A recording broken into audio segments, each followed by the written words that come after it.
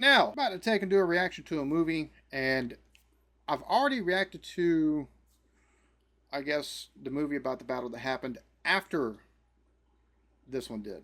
So, yeah, we reacted to Zulu with Michael Caine, and everybody's like, "Oh, you should watch Zulu Dawn. Watch Zulu Dawn." And it's been a minute. It's been a minute, but I'm finally getting around to it now. I've already put out a video to say this, so I'll say it one more time. You're probably not going to like the way this is going to be edited for YouTube.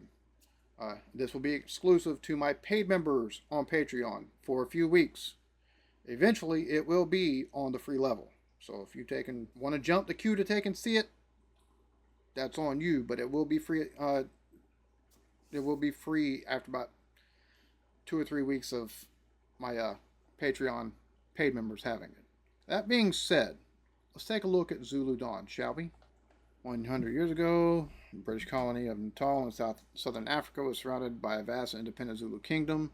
1879, a battle took place that was forever to alter the course of colonial history. Isandlwana? I know I'm probably pronouncing that wrong, so in the comments, let me know how badly I'm pronouncing it. Also, you'll see me vape. It's over an hour long movie, almost 2 hours. So yeah.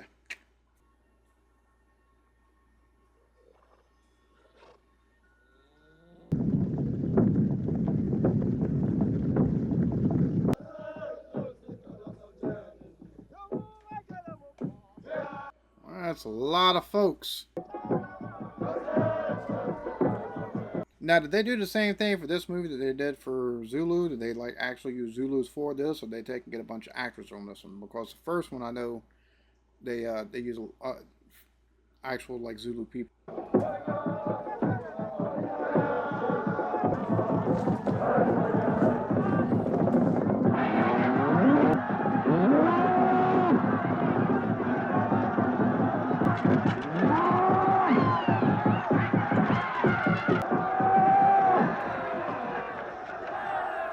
Uh oh. Well, they got dinner now.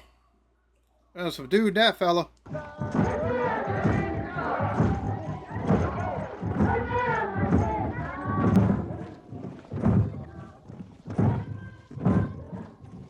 If you see me fiddling with the volume thing down at the bottom, it's because my headset, it gets picked up by the microphone. And the problem is if I turn my microphone down too low, then I come through too low, which might wind up happening anyways because I tried adjusting it earlier. I don't know, this thing is very finicky. This blue mic is very finicky, and sometimes I have to take and do a lot of post-production stuff, but like that, bro. I wonder how many extra or how many people they got for this movie that nowadays would be computer generated and stacked on to take and give the appearance of there being more people than there is.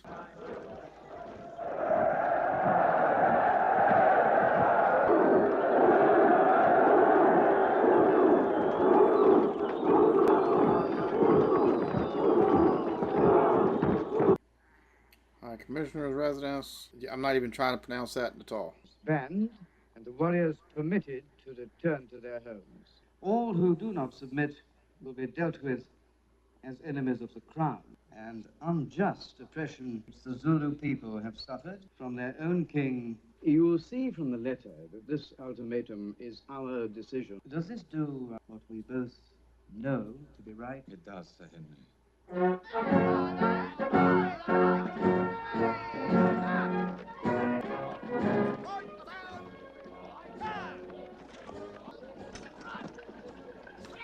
Now, they're calling for an end to the brutalities that the Zulu, I guess, do against their own people, like they just said, but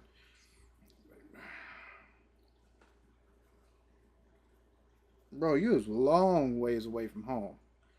And I understand wanting to take and do things the right way and have it others, but you can't, well, I guess with enough guns you can impose your will on others. But the fact of the matter being, like, just whole different time period, whole different like mindset.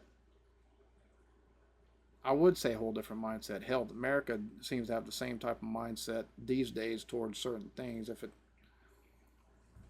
you know, they got something that we want apparently, or if it benefits our national interest, not security as they want to take and claim, but national interest, which is money. Just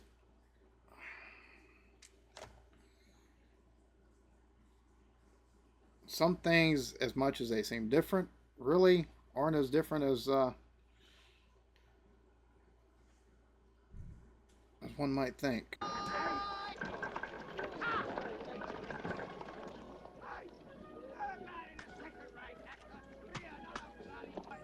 You moved!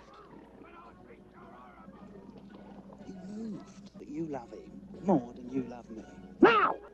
I'm to tell you, Corporal, that I love you more than my colour sergeant. Hell no! Oh, that's gonna go over like a lead balloon. Get out of my bloody sight. Put your rifle over your head and double round this field until you got bloody... Well, that poor cat is sweating buckets. Oh my God! Just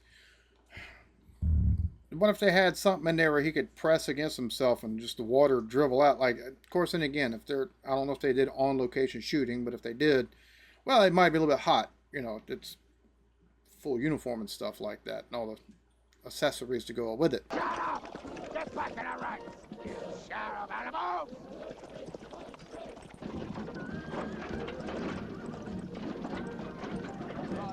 A lot of stuff going on at this spot. Must be a headquarters or regimental division or something like. We've come to fight the Zulu. We aren't at war yet. Bit young, isn't he? It's my nephew. He can shoot, track, and speak Zulu. You! Sir! Take them to the orderly officer. Colour sergeant! So nothing's cracked off yet, but they're there to take and fight this. So you got what, the Boers that were there at the same, that were already part of the culture and the civil, you know, the people that were there that, you know, in South Africa. So I'm guessing they've probably might know a thing or two as far as the lay of the land and what's brewing, maybe a little bit more than the British might have an inkling of. That's just my guess on that. But we're here to fight the Zulu. We're not at war. Well.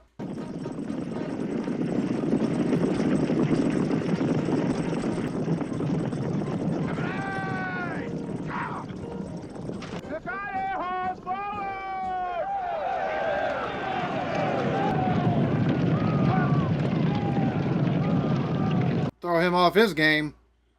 All them horses thundering by. They're whooping and hollering. Splendid horsemanship! Who are they? Sekale horse, my lord. We should see that Colonel Dunford has an officer for his hard riders. Perhaps a subaltern from the 24th. Here's my thing. How are you going to take and have an ultimatum for the Zulu king? But, you know, you don't really have a way to take and maybe communicate with the Zulus themselves. Like, I don't understand how. I don't know. It's just, there's some tactical things that seemingly get overlooked, or at least way they are portrayed in movies get overlooked. Just seems like that'd be, you know, you're going to take and try to either free or subjugate people. You might have somebody or 10 that can speak language.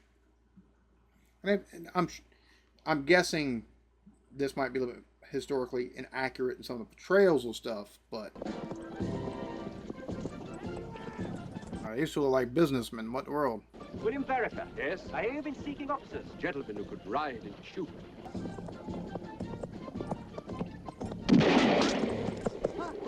Private William! You've stopped! You stopped. Him running around with the rifle above his head. You've stopped. He's probably about to pass out. The military is very creative with the punishments. See he's issued the necessary equipment, and then show him to the mess, and explain to him how an officer is expected to behave. Good day, William.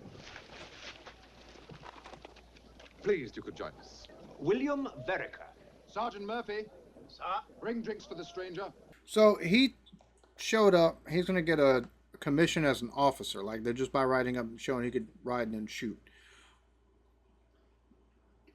Like did stuff like that actually apparent? Well, him being addressed as a lord. I mean, apparently, so he's got some kind of title. It seems like possibly. Apparently, his father's well known, or at least known to the other officer or sergeant or officer or whatever he is that's in there. It's just, I don't know. It's all right. It's just kind of interesting.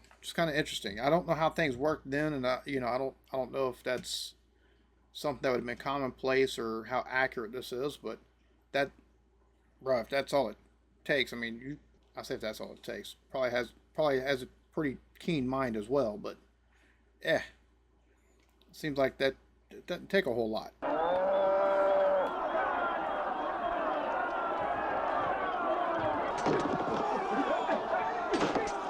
Uh-oh.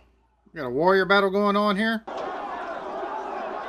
Ulethela imikhonzo ephuma kubangani bakho amangisi. Nondunankulu Chelmsford. Bathumela lezi zimiso ngalungile. Ngeke usababulala abantu bamhlophe. Ngeke babulala wonke usuku. Baba, uyayeka nje ukukhuluma kanje. Nawu impha. Angiye futhi kwela bamhlophe izwe. Ngakho ke. Uthi mangukutshene ukuthi uhlakaze onke amabutho akho ma. So they want them to disband the... Oh. Well, I mean, you're going to do things our way. You're not going to like the results. That's the thing that's been played time and time again throughout the course of history that's led to all kinds of war and destruction. Khole mayibona izinkulungwane zamabutho ezonka umncele. Kodwa uyobheka uqonde. So I'm guessing he got sent as an emissary from the British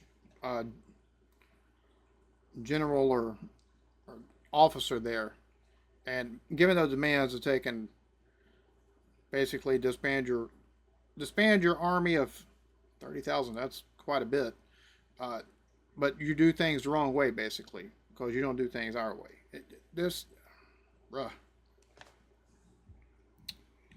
Well then.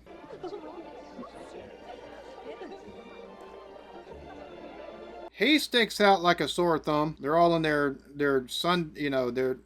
dress uniforms and formal dresses and stuff like that, and he's naked in comparison. Like, he definitely sticks out. Obliged to issue a notification declaring a state of war between Her Majesty's government and the Zulu King. Because they didn't acquiesce to the demands.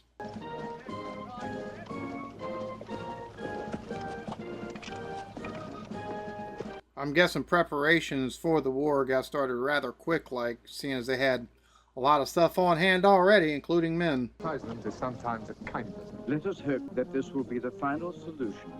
This list was prepared for you. I don't think another can understand its true value. Thank you, Colonel Denford. He seems to be a bit of an outsider and looked with a side eye by a lot of them. Colonel Denford will remain downriver, where he'll be responsible for the defense of the Natal border. So it seems that he's being left off the raiding party, it would seem, since he's going to defend the borders and stuff like that, even though he seems to have more experience within the land there. All right, whatever. Your orders, Mr. Vernon. I'm to take the Sakali with the main column to the river. I think Chelmsford wants a good man on the border. The wrong side of the river, the wrong place. Does he wish me to fight the Zulu or merely observe their natural habitat? He is not happy at all, and I don't... Again, this is... Seems like something that might take and, bite him in the rear end.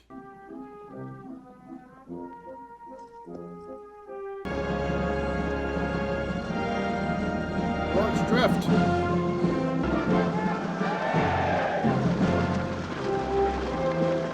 I have another question. What resources took them down there to South Africa to be the impetus for this? Was it diamonds, or like what exactly was impetus? Because, not mistaken, at this time oil was not something, when this happened, oil wasn't a thing that was in demand like it is now. So, I mean, was there coal that they could be transport back? Was it diamonds? Like, what off the land made them go, yeah, we need to be there? That's another thing I'll have to take a look up.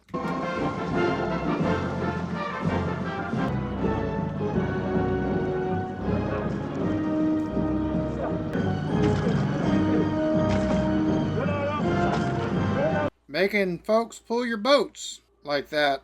That's how villain arcs get started. How people are like, yeah, we're not treated the same way. We're done with this.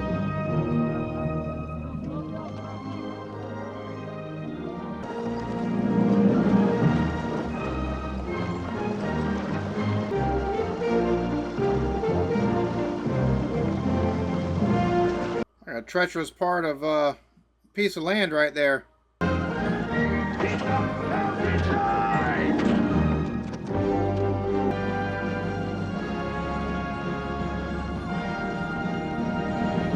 Do you think Chet Sawyer will send a party to greet you, Mr. Vericup? Well, they're here, all right.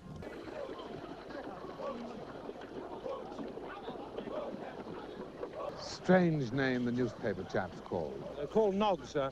Actual name is Norris Newman. Our runners bear his dispatches, do they not? Of course, sir. Come on, you pissar, start. Get these bastards across.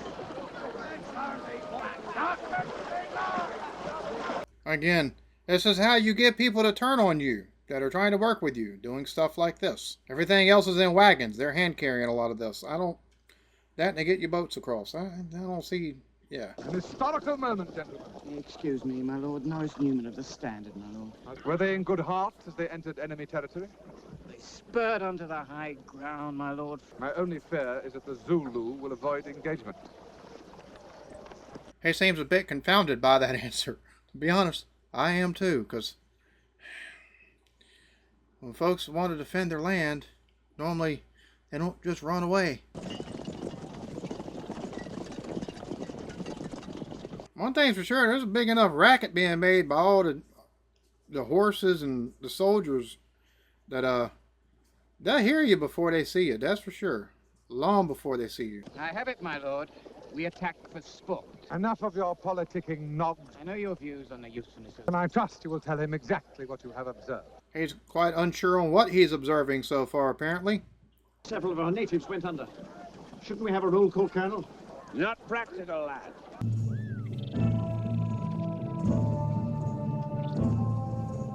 I was they gotta stand a long ways off and see y'all without binoculars.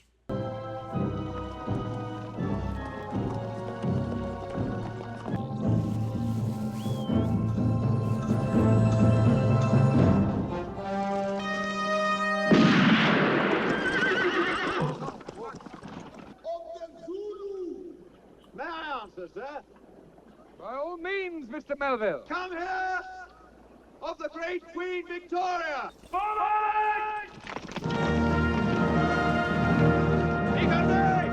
You don't just you don't blindly go forward. Like that's not smart. Number one, they can probably get away because they know the land better than you do, number one. But number two, that's how ambushes happen. Just saying.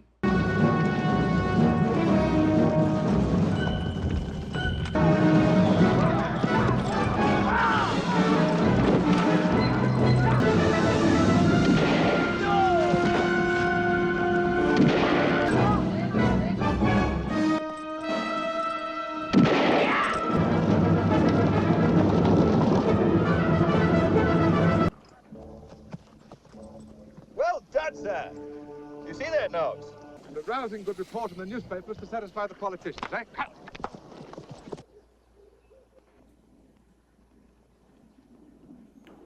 Well, that's a lot of folk. That's a whole lot of folk right now.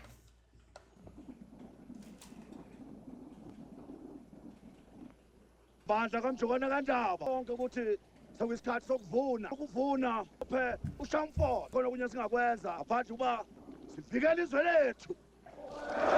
Even with all the guns, I don't think there's quite that many British folk there. Just saying.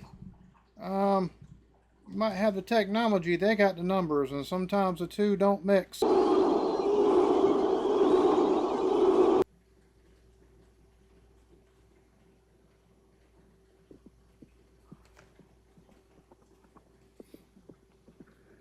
do that, Colonel.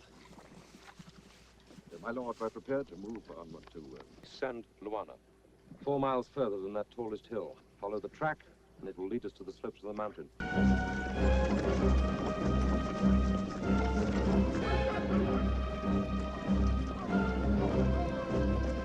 It's an extended line, Quartermaster, but not too extended or my company can't protect them. Come in the house! Keep them ways moving! No more than 50 pounds! It seems there's more provisions than there are British soldiers. I'm just throwing that out there. Just between all of the stuff that's in these wagons. Like, they've got enough of the Zulu, I guess, people that were part of the Zulu tribe there with them. They got a good bit. But as far as the soldiers, the Zulus they have, there seems to be more provisions than there are actual soldiers. Which doesn't seem like a recipe for success.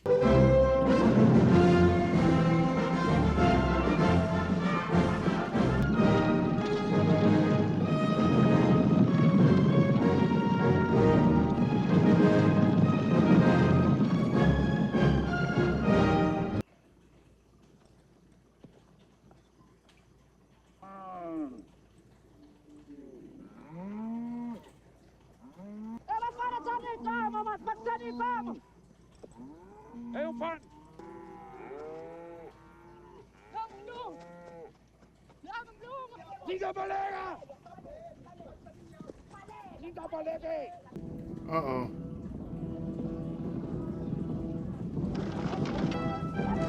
Uh-oh. Yep, you better run, cuz. Let him see you. It will lead you to this. Oh. Yes!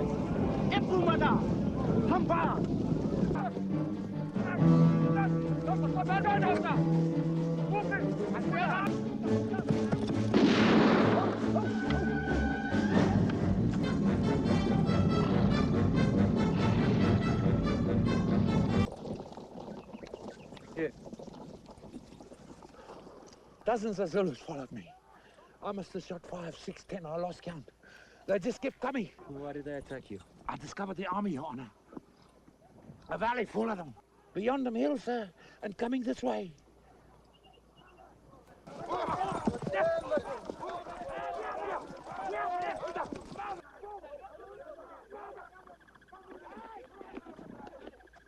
Oh, they about to do a number on them.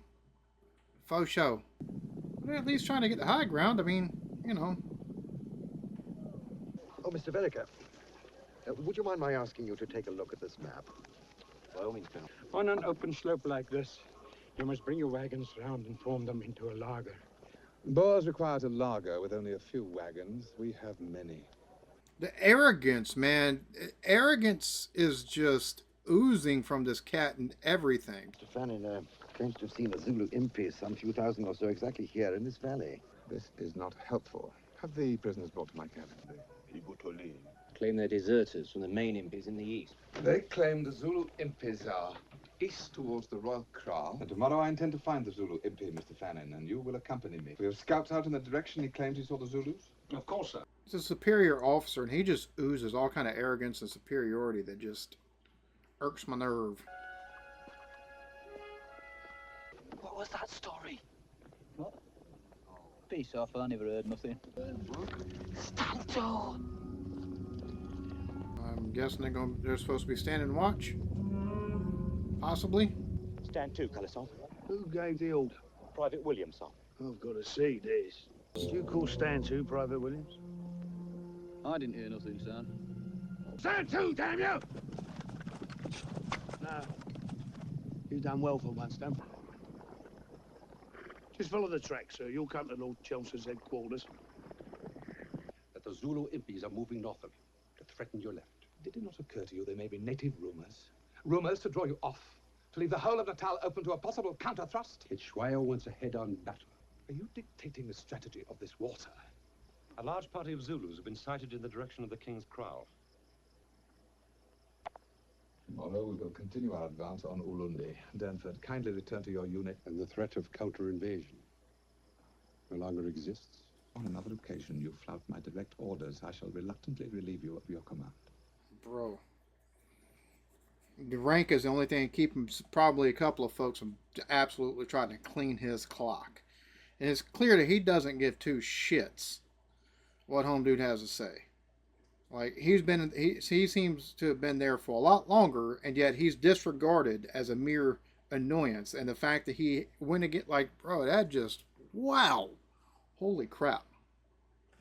Perhaps he has thought to conquer Zulu land on his own, my lord. I trust you to keep me well informed of Colonel Durnford and his men when they arrive, William.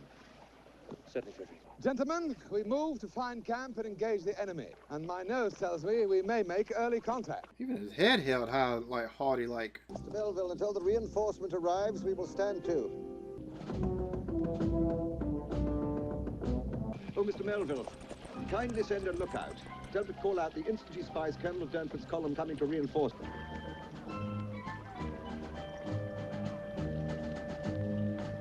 You got all that stuff moving at one damn time. So 30 versus 24,000. All right, so it's not that big of a number, but still, I mean.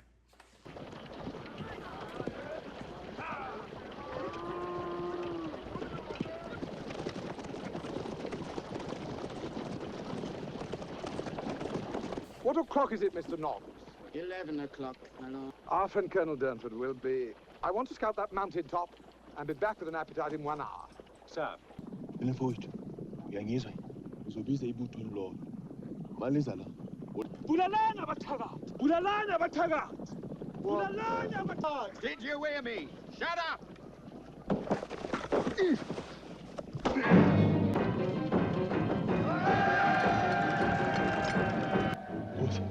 Boss.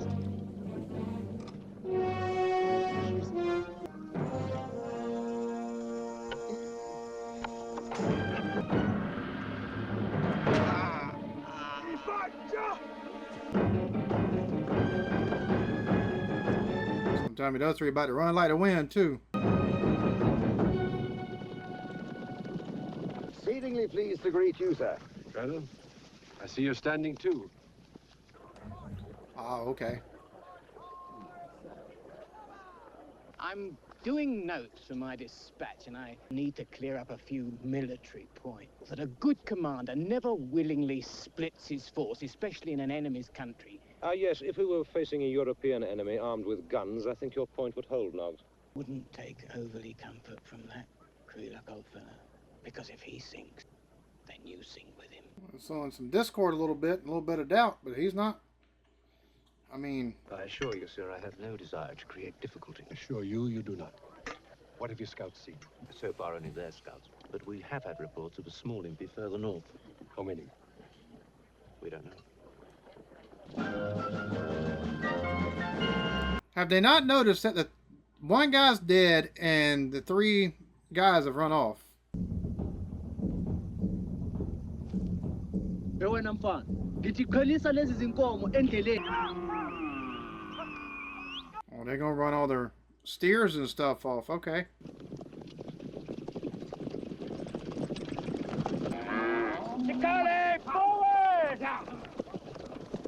More likely to kill the frickin' animals than they are the people that's driving them. Nope.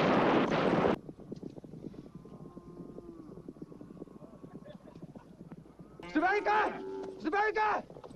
Come and look at this, sir!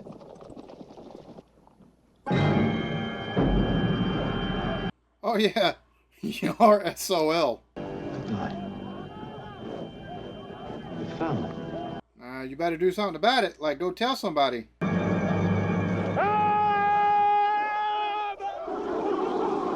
You better do it in a damn hurry. Holy shit. Wow. Call the captain. Tell Chelmsford. Inform his lordship we've found what he's looking for. Take him! Yeah, you're severely outnumbered, though. You ain't got enough rounds for all them.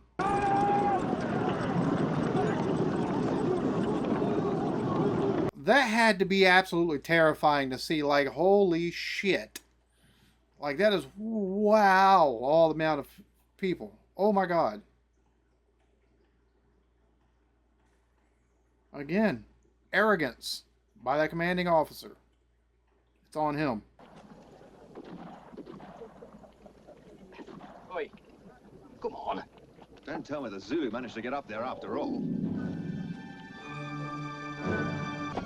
They're here. I've sent to Lord Chelmsford. Bugler.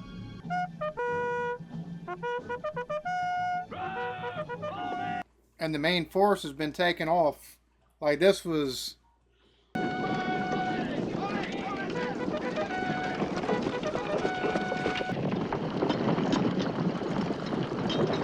And they don't even know the numbers. Like, they don't know the numbers at all. Get those range markers pegged out at the double. Sarge. 1 every 100 yards. Look. Look.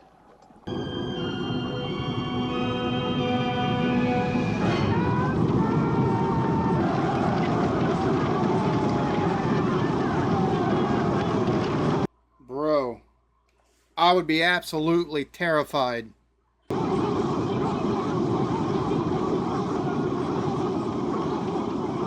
After lunch, Brown, I want you to return to Isandlwana and instruct Colonel Pulleen to join us here immediately. My men haven't eaten since yesterday, and there won't be any supplies until I get them back to Isandlwana. But I don't think it would be proper for me to sit at your table. They with their bellies stuck to their backbone. Learn nothing from that Irishman, Harford. Pompous. Jesus. A strange message from Verica, my lord. It would seem that Pulleen has a battle on his hands. Kindly take your telescope to a high point. Note the events at Isandlwana.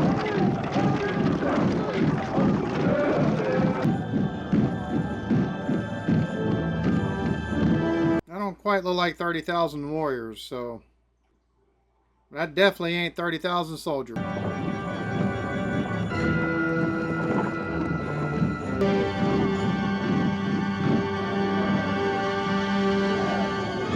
In a couple spots, but...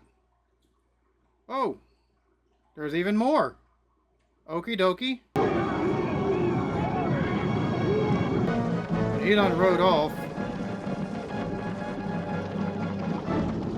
Gallivanting. Oh, he done run right into him too.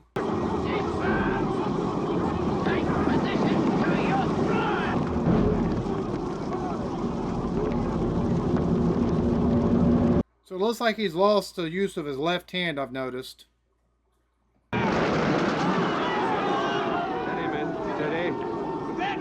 Lundy. Tell him the battle he longs for is started and he's to move here quickly. Am I clear? Yes, Colonel.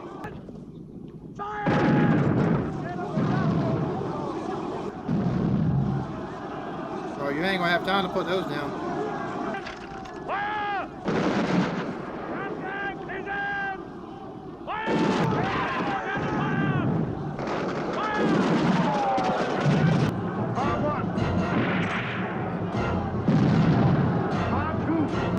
Yeah, you still don't have the numbers for that.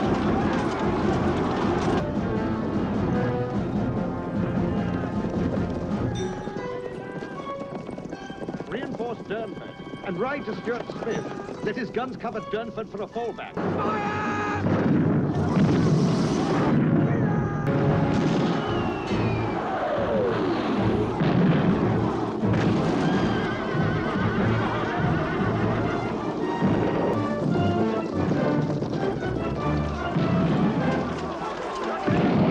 Good God. That is a massive force. Jesus. I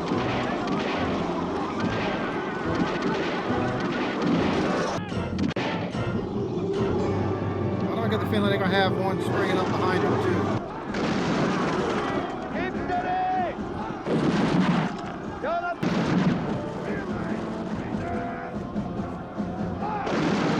That had to be frightening. You are knocking them down, but there's so many. Like, you're going to have to get ready to either pull out a sword or a bayonet and really take care of stuff. Because this ain't going to last for much longer. And that had to be probably the most terrifying thought. Watch your markers, adjust your sights. But bullets run out. And those little spears don't. We got to wait, Quartermaster. Get back in line, boy. Wait your turn. But, sir... Move.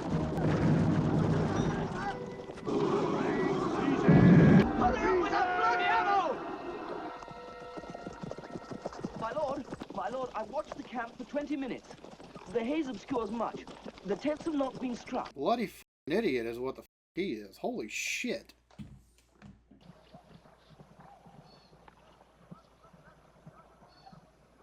The camp is under attack from a large force of Zulu. Colonel Pauline sends for help. Colonel Harness has already turned with the artillery.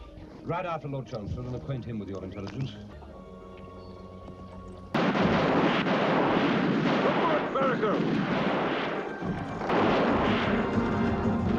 Oh, and they've got guns too.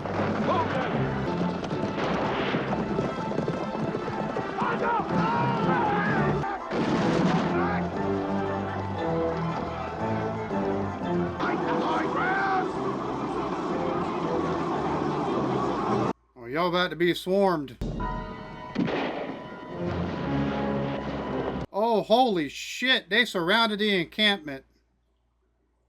It looks like. Because they just come up out the grass, unless that was just a low spot. Hello, Vereker. I'll try to hold the road to Rotterdam.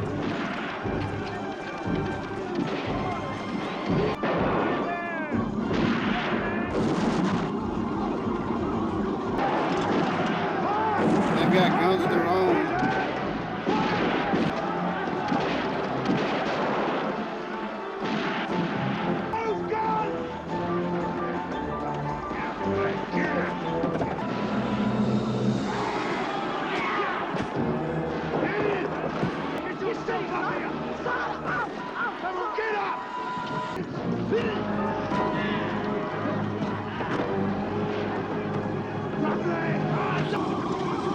Bro, that's...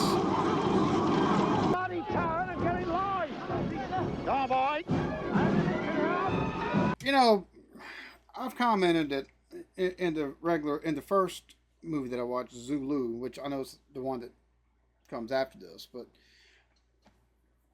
about shooting someone, oh, that's not the way, you know, wanton violence. Look, when you got a quartermaster this fucking stupid, now wanton violence is how you prevent more wanton violence sometimes. He should have been shot, those things broken open, and the rounds passed out. Just saying. Now, I don't think it made much of a difference, but looking at the circumstances, fall in line. Now, just throw them out there, break the tops off of them, and let people get the ammo as needed. Like that, just common sense.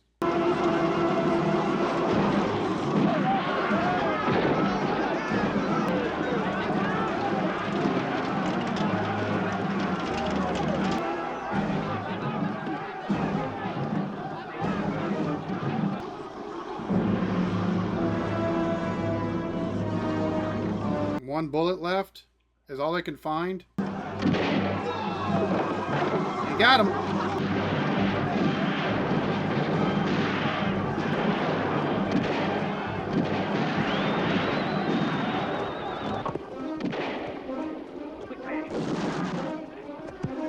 Well done, Vereker. Now, goodbye, lads. Come on.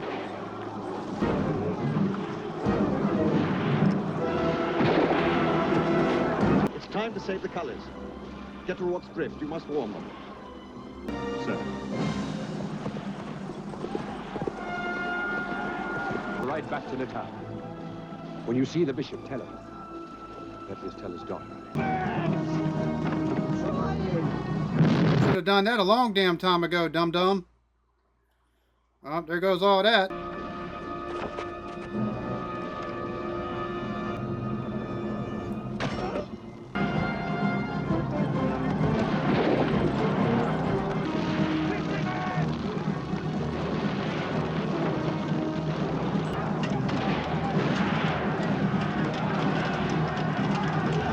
Well, y'all about to be surrounded. You better take and find you a way out of there.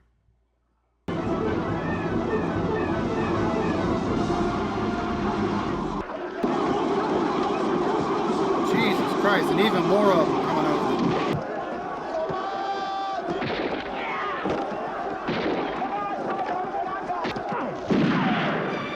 Oh, well.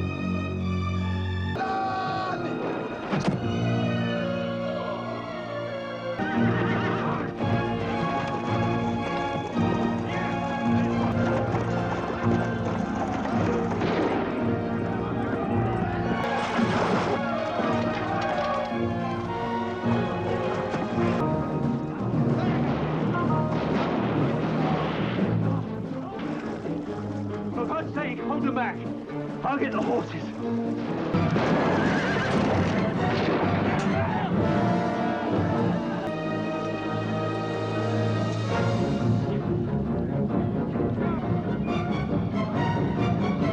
And they've taken the colors. Well, it's going to have to be a hell of a shot.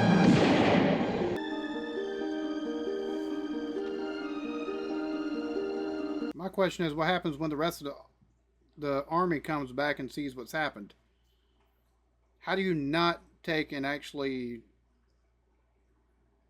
relieve that commanding officer of that command?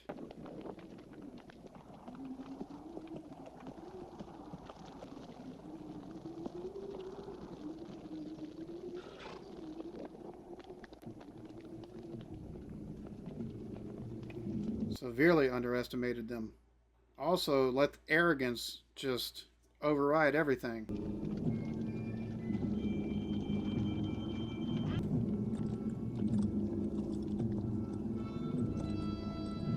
I rode a little way along the track to Rorke's Drift. The sky above is red with fire. Your orders, my lord?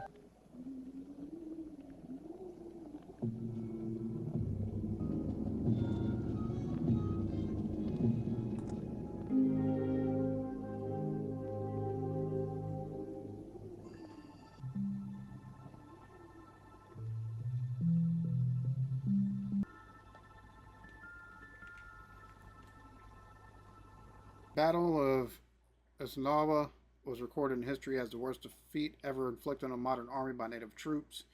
In Parliament, upon the downfall of his government, British Prime Minister Benjamin Disraeli asked the question, Who are these Zulu? Who are these Zulu? Who are these remarkable people who defeat our generals, convert our bishops, and who on this day have put an end to a great dynasty? It's a never-ending theme through history. The audacity and arrogance to take and go into other people's lands to, number one, because there's resources that you want. Number two, to either subjugate or free, while simultaneously subjugating or at least making the people that were there, give them whole new laws and citizens and everything like that, and changing everything about the culture, or at least trying to dismantle the culture that for whatever reason is found as savage or barbaric and beneath. And while I would say that, you know, we've come a long way since, but we haven't really. We really haven't. But for me, the overarching thing that stands out is the arrogance, not only of the general, but also of, like, our stuff is better, you know, our way is better than your way. We find your way barbaric. You kill people without trials, even though the trials that they put on was more than likely, like we've seen, like the death by combat and stuff of that nature. It's, you know, or combat to the death, which is wholly different, but a lot of cultures and everything throughout the history of time have had that at some point in time. It's wild the amount of arrogance that was displayed by this general. He had numerous people who actually knew not only the Zulu, but also the land there. And the fact being that he disregarded everything. I mean, legit everything. And seeing the guy with the shot, with the arm Dunaford or whatever, and even the other cavalry guy that came in, as so far beneath him that he just dismissed their whatever intelligence or whatever they knew out of hand. Like, who gives a shit? And I don't understand how you can't take and have a sense of, okay, we're obviously not from this area. This isn't somewhere, you know, what do you, and kind of lean on a little bit of like, all right, so what's their tactics? You know, do you think this is, you know, what are you hearing? What is this? And then try to take and plan accordingly. But no, let's, now granted, the three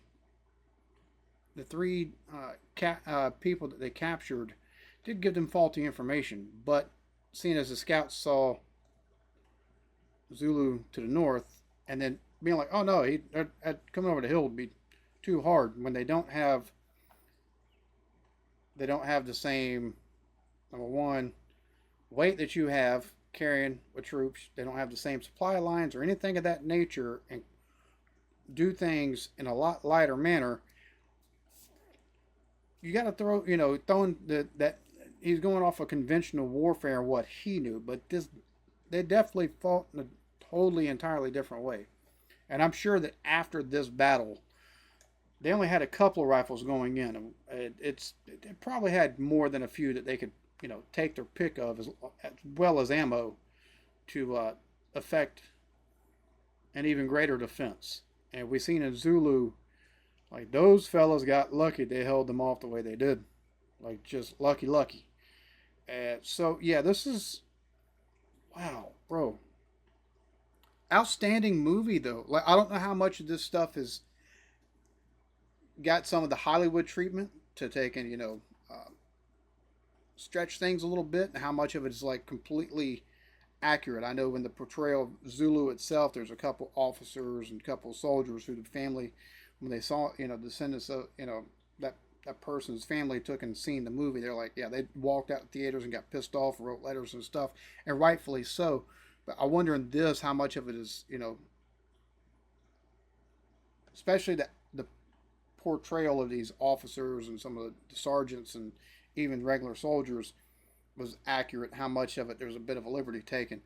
But regardless, fan-freaking-tastic, but just in a completely different way as Zulu. Because Zulu, the bravery to take and stand there and fight crazy odds and, come away, at least you're not dead. Not everybody got killed.